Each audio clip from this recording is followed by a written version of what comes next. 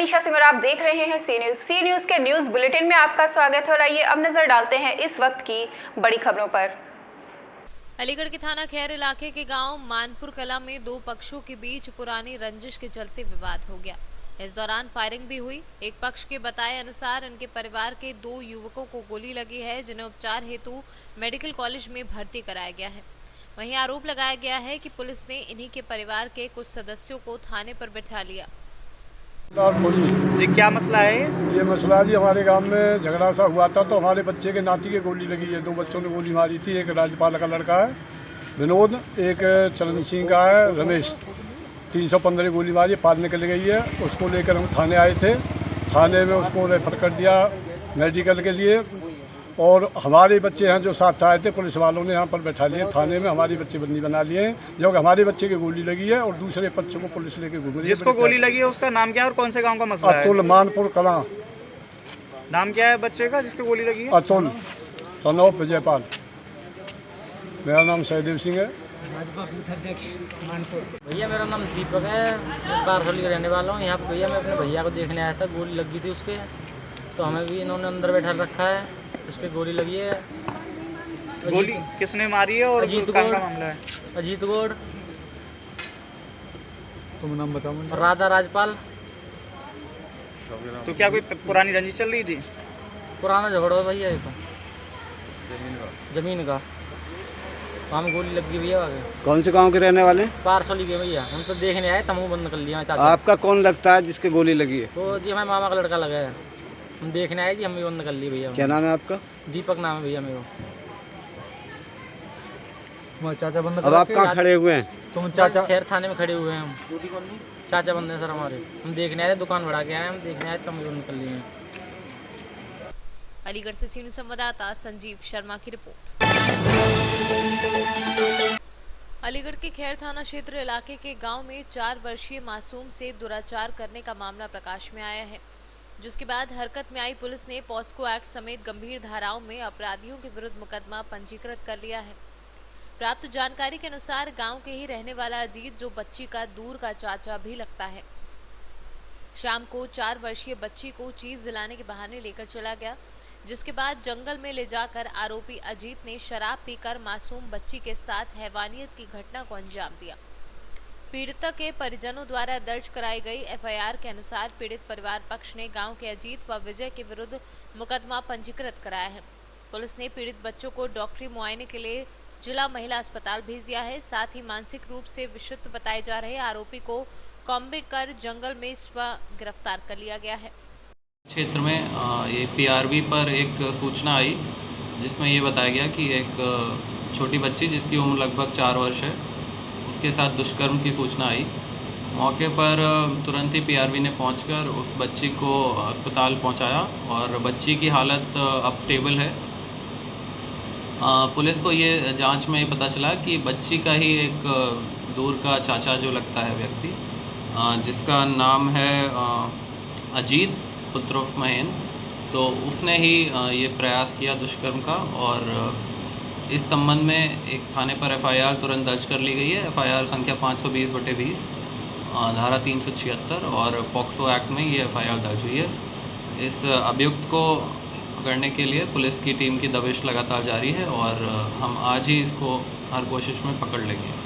Sir गांव में police भी तैनात कर रखी है? गांव में पुलिस इस अभियुक्त को पकड़ने के लिए अभी भी दबिश दी जा रही है। जहां भी संभावित ठिकाने हैं वहां पर अभी पुलिस की कॉम्बिंग वगैरह चल रही है। अलीगढ़ से सी न्यूज़ संवाददाता संजीव शर्मा की रिपोर्ट। अलीगढ़ जनपद के थाना गांधी पार्क क्षेत्र में एक मंझिले को एक युवती से छेड़ना भारी पड़ गया। उस युवती का रोड पर हाई वोल्टेज ड्रामा कैमरे में कैद हुआ। पत्थर लेकर युवती युवक के पीछे भागी। आरोप है कि युवती पर अभद्र कमेंट करते हुए की थी युवकों ने छेड़छाड़। वहीं आक्रोशित युवती ने दिखाया अपना रौद्र रूप। एक धरने की तैयारी के दौरान युवकों ने युवती को छेड़ा। थाना गांधी पार्क इलाके के शीशिया पाड़े का मामला। अलीगढ़ से सीनियर संवाददाता संजीव शर्मा की रिपोर्ट। अलीगढ़ दिव्यांग एकता वेलफेयर सोसाइटी के संस्थापक जितेंद्र कुमार सिंह के नेतृत्व में दिव्यांगों की विभिन्न समस्याओं को लेकर उत्तर प्रदेश के राज्यपाल के नाम संबोधित एक ज्ञापन अपर नगर मजिस्ट्रेट द्वितीय रंजीत सिंह को देते हुए मांग की है कि दिव्यांग जन सशक्तिकरण विभाग द्वारा दिव्यांगजनों को दुकान संचालक रोजगार उपलब्ध कराने हेतु दिए जा रहे 10,000 रुपये से दिव्यांगजन कोई रोजगार नहीं कर पा रहे हैं और ना ही दिव्यांगों को आर्थिक रूप से मजबूत बनाने का सरकार के उद्देश्य की पूर्ति भी नहीं हो रही है। इसलिए संस्था ने सरकार से मांग करते हुए कहा है कि उक्त योजना को बदलते हुए दिव्यांगजन सशक्तिकरण विभाग को निर्देशित किया जाए कि वह नगर विकास विभाग से होगी आमंत्रित कर स्वयं दुकान निर्माण कर दिव्यांगजनों को आसान औपचारिकताओं के साथ आसान किस्तों पर दिव्यांगजनों को उपलब्ध कराया जाए। वेलफेयर सोसाइटी ने किन किन प्रमुख मांगों को लेके राज्यपाल महोदय के नाम ज्ञापन दिया है और मांगे पूरी नहीं हुई तो क्या होगा? देखिए, ऐसा है, हमने 3-4 मांगों को लेकर हमने राज्यपाल महोदय के नाम संबोधित ज्ञापन दिया है।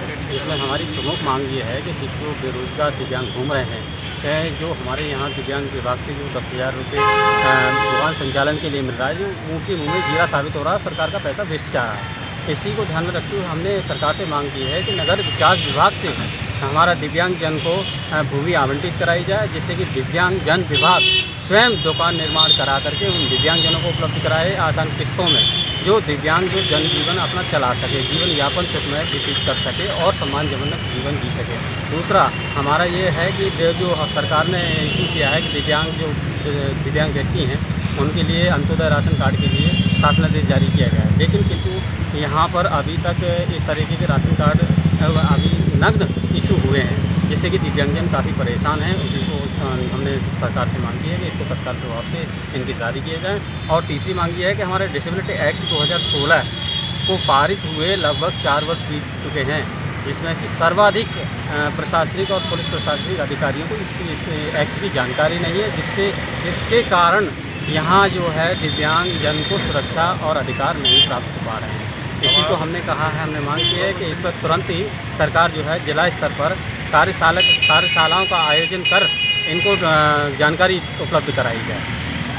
तो एकता वेलफेयर सोसाइटी ने किन किन मांगों को लेके यहाँ ज्ञापन दिया है? इनकी 2-3 मुख्य मांगे हैं, महामहिम राज्यपाल को संबोधित हैं, जिसमें उनका मुख्य चीज़ यह है कि दिव्यांग को जो लोन दिया जाता है बैंकों से 10,000 या 20,000 रुपये का, इनकी डिमांड है कि लोन न देकर करके ये पैसा जिला दिव्यांग जन सशक्तिकरण अधिकारी को दिया जाए और उनके माध्यम से दुकानों को बना करके इनको अलॉट किया जाए, ताकि इनको रोजी रोजगार में आसानी हो और इनके ऊपर में लोन का भार भी ना हो।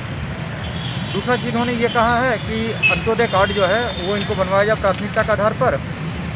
और इनकी मांग है कि दिव्यांगजन अधिकार अधिनियम 2016 के अंतर्गत अभी तक इसमें कोई लाभ नहीं मिल पा रहा है, इसको धरातल पर नहीं आ रहा है।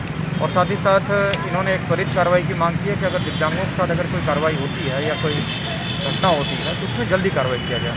हमने इनकी मांगों को प्राप्त कर लिया है और निरंतर राज्यपाल महोदय तक भिजवाएंगे। अलीगढ़ से सीनू संवाददाता संजीव शर्मा की रिपोर्ट। तो इस वक्त के न्यूज बुलेटिन में इतना ही। पर देश और दुनिया की तमाम बड़ी खबरों से जुड़े रहने के लिए देखते रहिए सी न्यूज़, हर खबर आपके साथ, आपके हाथ।